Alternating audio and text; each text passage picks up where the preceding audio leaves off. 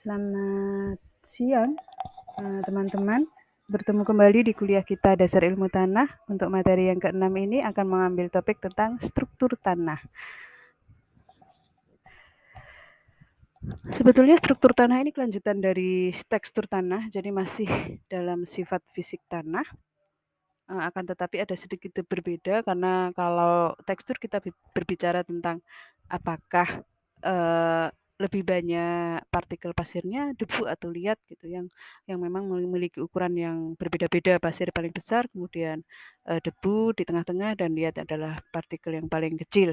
Tetapi ketika ketiganya bergabung membentuk sebuah bongkahan kecil ya, namanya agregat, itu adalah struktur tanah. Jadi struktur tanah ini adalah susunan partikel pasir, debu, dan liat menjadi satuan yang lebih besar. Bisa disebut sebagai agregat atau pad.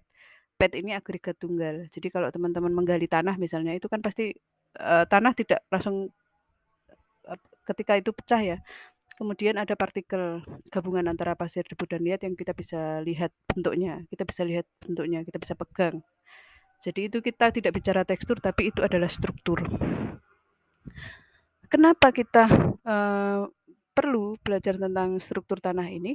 Karena struktur tanah ini menjadi indikator dari berbagai sifat tanah yang lain. Salah satunya adalah infiltrasi air. Jadi teman-teman mungkin harus mengenal ya istilah infiltrasi. Kalau bagi orang pertanian, infiltrasi itu adalah proses masuknya air ke dalam tanah. Masuk ke tanah yang lebih dalam. Jadi apakah infiltrasinya itu baik atau tidak? Itu adalah kita berbicara tentang bagaimana air bisa masuk ke dalam tanah, itu infiltrasi.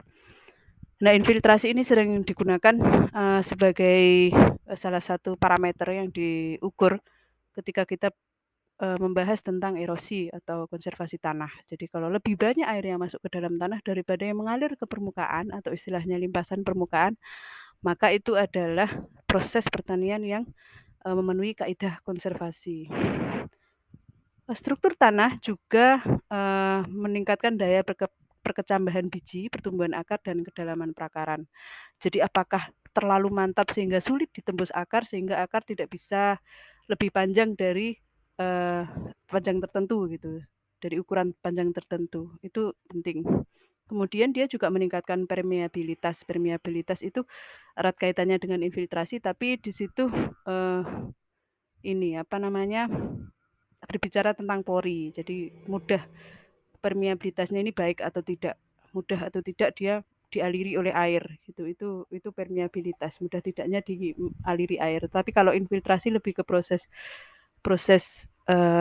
bagaimana air itu bisa lebih banyak masuk ke dalam tanah. Masuknya air ke dalam tanah dijumlah. Tetapi kalau permeabilitas lebih ke mudah atau tidaknya. Nah, struktur tanah ini bisa terbentuk melalui 2 tahap. Yang pertama adalah flokulasi. Flokulasi ini gaya elektrostatis karena kation polivalen. Jadi dia ada partikel tanah itu bisa bergabung karena adanya ion kation. Seperti Ca, Mg, Fe ya, kalsium, magnesium, dan besi. Itu bisa merekatkan antar partikel itu tadi. Ada juga proses sementasi. Kalau sementasi ini sama, rekatan ya, merekatkan seperti lem tapi tidak melalui ion kation, tetapi melalui bahan organik, oksida besi, dan kalsium karbonat. Nah, struktur tanah ini juga bisa terbentuk melalui proses fisikokimia seperti mengembang dan mengkerut. Saya pernah cerita minggu kemarin ya bahwa karakteristik tanah di Kabupaten Tuban itu mineralnya banyak mengandung mineral liat monmorilonit, sehingga ketika musim kemarau dia akan mengkerut, banyak rekahan-rekahan. Di musim penghujan dia mengembang sehingga jalan mudah rusak karena ada proses itu antara musim kemarau dan musim penghujan, sehingga kadang-kadang teman teknik sipil mensiasatinya dengan membuat beton gitu ya. Ada juga proses pembentukan struktur tanah melalui proses biologi, yakni pengaruh langsung mikro dan makroorganisme dan pengaruh tidak langsung melalui penambahan bahan organik, itu proses biologi. Lalu ada juga karakterisasi struktur tanah. Jadi kalau tekstur tanah itu biasanya dibagi menjadi kelas-kelas ya, kelas misalnya lempung berliat, pasir berlempung, liat berpasir dan lain sebagainya. Tetapi kalau struktur tanah ada 3 karakterisasi. Yang pertama adalah tipenya. Jadi tipe ini seperti berbentuk lempeng gitu, kubus, prisma, butir, masif. Ada juga karakterisasi dalam bentuk kemantapannya, apakah dia lepas, lemah, sedang, atau kuat, dan kelasnya. Apakah dia sangat halus, sedang, kasar, dan sangat kasar.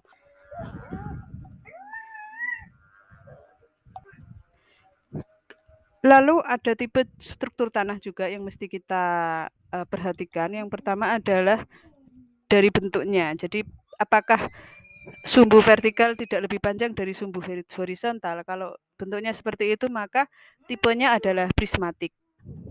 Jadi kalau bagian atasnya datar prismatik, bagian atasnya bulat disebut kolumnar. Tipe struktur yang kedua adalah berbentuk butir atau granular. Jadi ini cenderung berbentuk bulat ya. Biasanya ini ditemukan pada horizon A, di horizon atas. Nanti kita lihat bentuknya yang granular itu seperti apa. Kemudian yang ketiga, ada juga yang tidak berstruktur. Jadi ini tidak butir tunggal lepas gitu ya, seperti pasir gitu ya.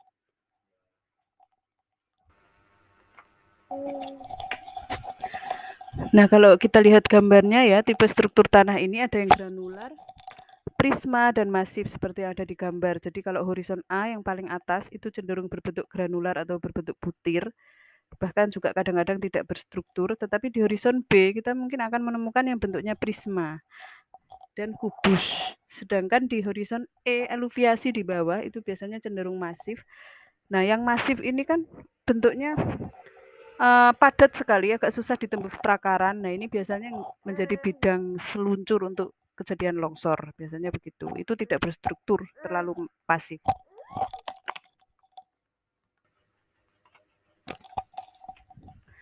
Nah, ini contoh di lapangan mungkin teman-teman akan menemukan ya yang bentuk lempeng, kemudian kubus dan prisma. Coba amati kalau sampel tanah teman-teman itu dalam keadaan kering ya. Ini kering ya, jadi air tidak diperhitungkan ketika kita berbicara struktur. Itu apakah bentuknya lempeng, kubus, atau prisma. Jadi itu mungkin teman-teman bisa melihat di lapangan.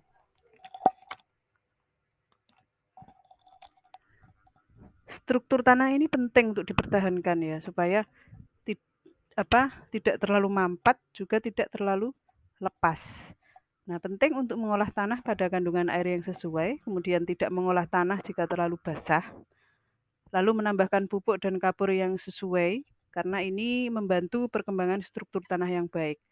Perlu juga menanam rumput dan legum. Jadi legum itu jenis kacang-kacangan, baik itu kacang tanah, kacang tungga, jenis-jenis kacang. Itu kaya akan nitrogen ya. Biasanya bakteri penambat nitrogen akan banyak di zona-zona perakaran tanaman-tanaman legum. Ini juga bisa merangsang pertumbuhan mikroorganisme tanah, khususnya jamur yang hifanya bisa menstabilkan pH. Nah, nanti ini di biologi tanah biasanya kita akan banyak belajar tentang hifanya ini. Kemudian untuk mempertahankan struktur tanah juga perlu menambah kandungan bahan organik tanah. Karena kita tahu tadi bahan organik tanah menjadi salah satu bahan untuk sementasi. Jadi supaya tanah yang berpasir ya terlalu lepas itu tidak eh, cenderung lepas begitu, itu perlu disementasi dengan menggunakan bahan organik.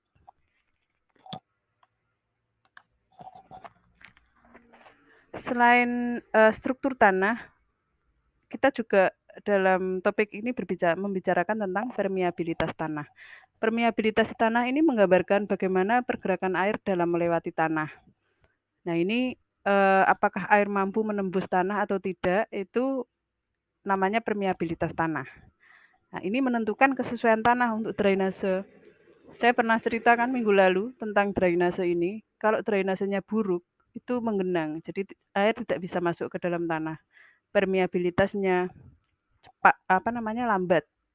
Bahkan cenderung nol. Nah, ini penting ketika di teman-teman teknik gitu mempertimbangkan ini untuk kesesuaian misalnya septic tank salah satunya. Jadi kalau permeabilitas tanahnya bagus, itu bakteri yang ada di dalam limbah cair itu mudah masuk ke dalam merambat ke dalam tanah. Nah, makanya ada ketentuan bahwa antara septic tank dengan sumber air misalnya sumur atau bor itu harus melebihi 10 meter karena dikhawatirkan bakteri masih bisa masuk, masih bisa mencemari sumber air. Tidak akan mati di jarak 10 meter kalau dia terlalu cepat jalannya.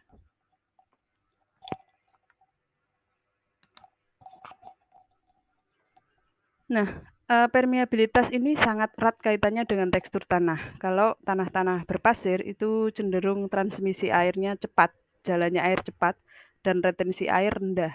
Berbeda dengan tanah liat yang cenderung lambat dan retensi air tinggi. Jadi dikasih air sama banyak, kalau kita lihat gambar di samping itu, kalau berpasir langsung semuanya basah. Ketika itu berbentuk lempung, sebagian masih bisa kering, tetapi ketika itu liat, hanya separuh saja yang terisi air.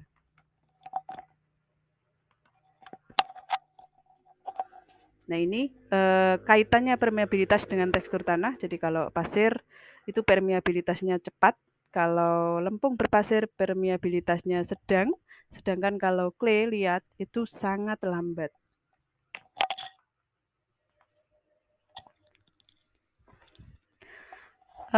Kenapa permeabilitas ini bisa cepat atau lambat pada kondisi tekstur tertentu? Karena ini erat kaitannya dengan porositas.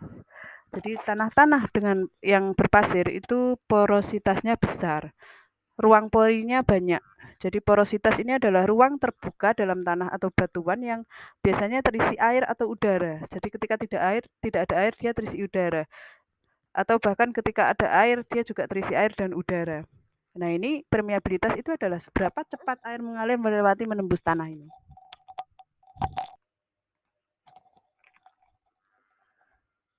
Nah ini semakin besar pori, permeabilitas semakin cepat. Liat itu cenderung porositasnya rendah, ukuran porinya kecil, dan umumnya horizon atas atau permukaan mempunyai porositas yang lebih besar. Dan tanah di lapisan bawah memiliki porositas lebih kecil karena lapisan atas ada kecenderungan diolah, misalnya satu dipacul, dibajak, dan lain sebagainya. Kemudian ada aktivitas perakaran, aktivitas organisme yang memecah eh, agregat tanah sehingga di situ ada timbul pori. Jadi di atas biasanya lebih besar porinya daripada di lapisan yang lebih bawah. Porositas ini ada dua, porositas makro dan pori mikro. Jadi kalau porositas makro itu ada di ya porositas besar ini ada di partikel pasir, kemudian agregat liat itu juga, tapi di antara agregatnya, bukan di antara partikelnya ya.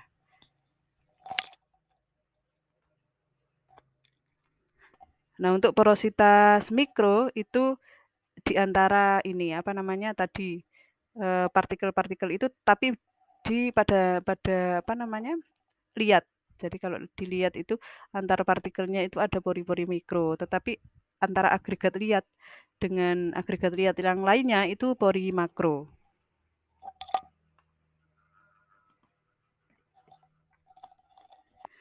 Nah ini faktor yang mempengaruhi permeabilitas. Saya pikir saya tidak perlu banyak membahas ini. Tadi sudah ya terkait dengan tekstur dan struktur karena memang pasir misalnya lebih cepat air masuk dibanding dengan liat. Begitu juga dengan struktur karena struktur ini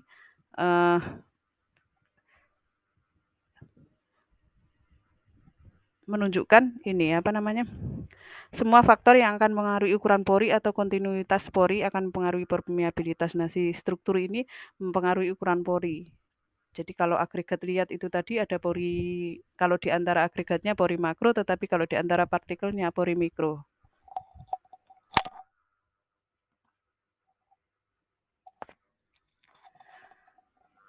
Lalu penting tidak mengetahui struktur tanah untuk kepentingan aktivitas baik penelitian maupun aktivitas praktek pertanian di lapangan. Salah satunya adalah tentang berat jenis isi tanah. Jadi berat jenis tanah ini biasa digunakan untuk menghitung dosis pupuk. Nanti kita lihat salah satu contohnya menghitung dosis pupuk menggunakan berat jenis ini. Nah, berat jenis ini adalah berat per volume. Jadi satuan internasionalnya adalah gram per sentimeter kubik. Umumnya, tanah lapisan atas itu sekitar 1,1 sampai 1,4 gram per sentimeter kubik. Tetapi kalau berat jenis isi tanah di lapisan bawah antara 1,3 sampai 1,7 gram per sentimeter kubik. Nah, berat jenis ini akan berubah seiring dengan perubahan jumlah pori. Karena biasanya kalau terjadi pemadatan, maka berat jenis tanah akan meningkat.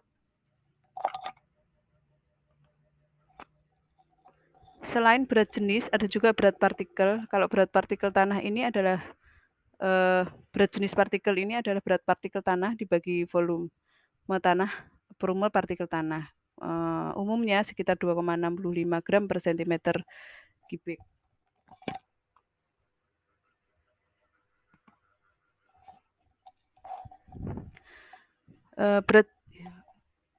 Berat jenis partikel ini biasanya dihitung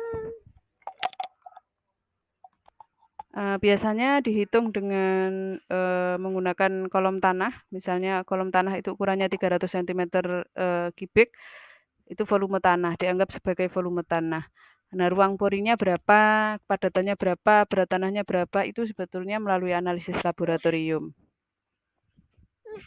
Ya.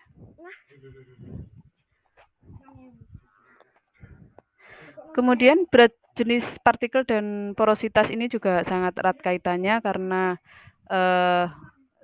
air mengisi semua bagian pori adalah air tanah. Biasanya kalau sudah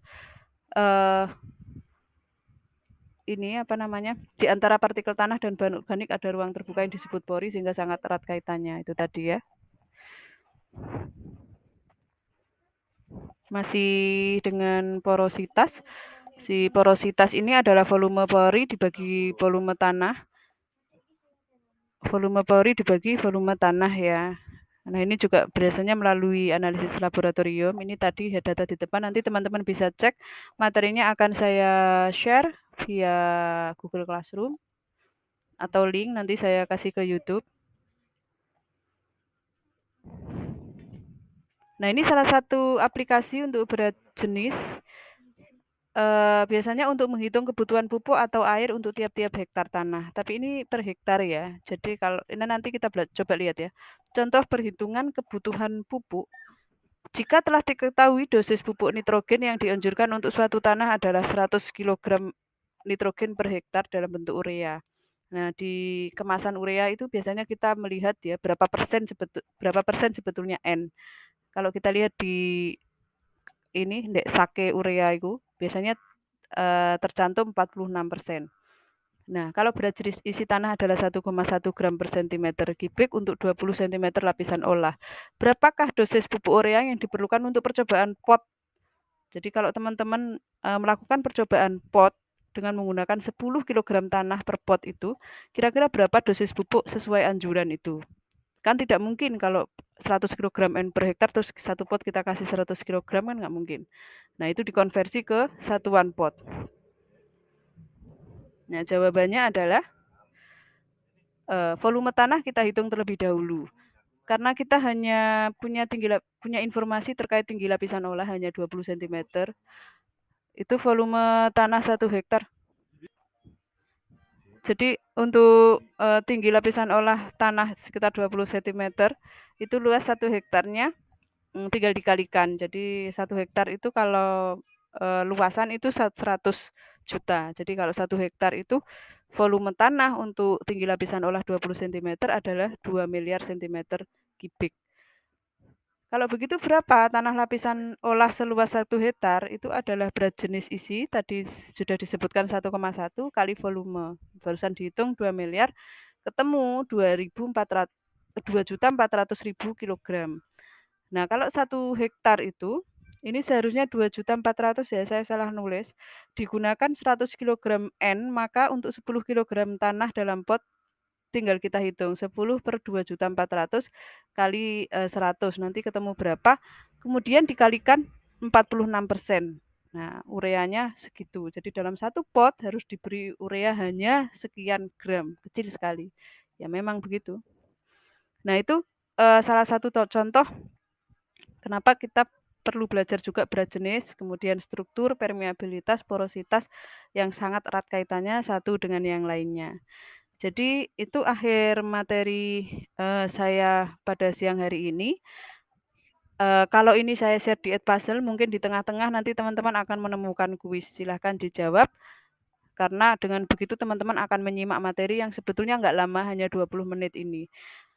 Terima kasih teman-teman atas partisipasinya, nanti minggu depan mudah-mudahan kita bisa tatap muka ya, sambil, kembali kita praktikum seperti biasanya. Oke, sampai bertemu di pertemuan berikutnya. Terima kasih. Assalamualaikum warahmatullahi wabarakatuh.